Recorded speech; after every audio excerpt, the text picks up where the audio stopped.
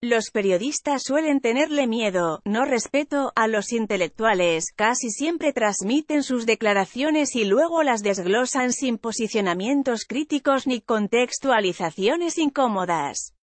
Al anunciar en Madrid su libro El llamado de la tribu, el escritor peruano-español Mario Vargas Llosa volvió a cimbrar el ambiente político en México al afirmar que corría el riesgo de un suicidio democrático si los mexicanos votaban por el populismo. En 1990 Vargas Llosa participó en una reunión internacional de escritores e intelectuales para revisar el fin del comunismo en la URSS y ahí sacudió la modorra complaciente de la política mexicana. Apenas comenzaba la glasnost priista, al señalar que el sistema político mexicano era una dictadura perfecta, porque operaba sin oposición y la crítica era promovida por el propio sistema como forma de legitimación porque era inofensiva. En México volvió a revivirse esa anécdota para ilustrar la actual advertencia de Vargas Llosa. Sin embargo, la historia de 1990 tiene otros elementos. Luego de terminar su participación, el poeta Octavio Paz, promotor del encuentro y 2 meses antes de recibir el Premio Nobel de Literatura, corrigió con energía a Vargas Llosa dejando entrever que el peruano no sabía usar categorías políticas. México, afirmó Paz, no era una dictadura sino un régimen autoritario de partido hegemónico, y eso porque Paz sí sabía que era una dictadura y había luchado contra dictaduras socialistas. El problema de las declaraciones del Marqués de Vargas Llosa, por decreto real de Juan Carlos I en 2011, radica en la falta de asimilación crítica de sus afirmaciones.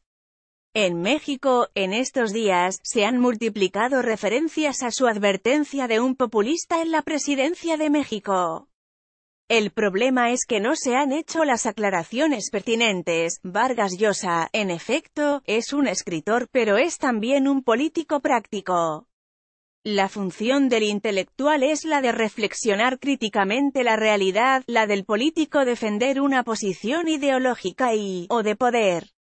En este sentido, la advertencia en México fue hecha por el político neoliberal que perdió las elecciones en Perú en 1990 contra el populista Alberto Fujimori. Y el otro problema es asumir las posiciones políticas e ideológicas que tienen, o mejor, deben de tener, los intelectuales como hombres de letras. Y ahí nos topamos con lo que pudiera decirse que serían las inconsistencias, para decirlo menos, de Vargas Llosa como intelectual.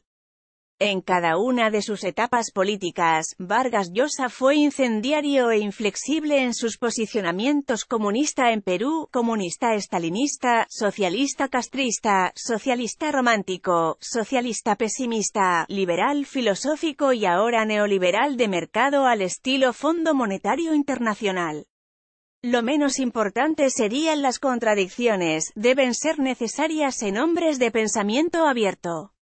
Lo que políticamente no puede explicarse es que pase de una posición a otra contraria sin explicar de manera coherente sus razones. Un caso concreto, cuando era socialista pro Fidel Castro, Vargas Llosa elogió sobremanera al Che Guevara. Cuando estuvo en el territorio liberal, fue destructivo contra el Che, pero no sabemos sus razones.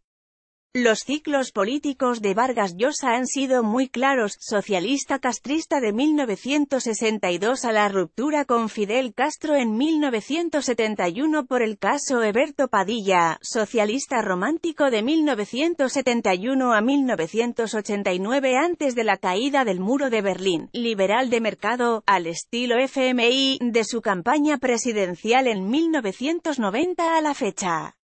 La paternidad ideológica de Vargas Llosa, sobre la cual gira el contenido de lo que conocemos apenas del llamado de la tribu porque aún no circula en librerías, refleja el lado de mercado de su liberalismo. De los 7 veneros ideológicos que cita, Adam Smith, José Ortega y Gasset, Friedrich von Hayek, Karl Popper, Raymond Aron, Isaiah Berlin y Jean-François Revel, solo Smith fue fuente ideológica del liberalismo, el económico de mercado, los demás fueron intelectuales posicionados en la crítica liberal. El liberalismo como cuerpo de ideas fuerza tiene otros veneros más sólidos, el barón de Montesquieu, Locke, Edmund Burke y de manera sobresaliente el vizconde de Tocqueville, fuente ideológica del liberalismo democrático. Las posiciones políticas coyunturales de Vargas Llosa no debieran asustar sino conducir a debates de fondo. En México sus afirmaciones sobre el populismo se endosaron críticamente a Andrés Manuel López Obrador, el político populista que compite por la presidencia por el partido Morena. Sin embargo, los candidatos del PRI y del PAN refieren sus propuestas a una especie de neoliberalismo populista, es decir, proponen profundizar el modelo de mercado y no Estado y al mismo tiempo desarrollar programas asistencialistas a favor de los más pobres. Eso sí, ni a cuál irle de los tres populismos. Bueno, hay que recordar también que Barack Obama se asumió como populista. El enfoque polar de Vargas Llosa se asume sin espacios intermedios. Los gobiernos que operan en esa polarización suelen enfilarse al abismo, como Venezuela. Pero México con el PRI populista y ahora el PRI neoliberal ha buscado un término medio de mercado con programas estatales a favor de los más pobres.